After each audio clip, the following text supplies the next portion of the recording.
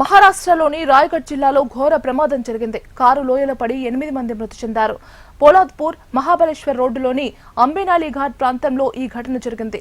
మృతులంతా సతారాకు చెందిన వారని పోలీసులు వెల్లడించారు. ప్రయాణికులు దాపోలి నుంచి సతారాకు ప్రయాణిస్తుండగా వాహనం అదుపు తప్పి లోయలో పడిపోయిందని తెలిపారు.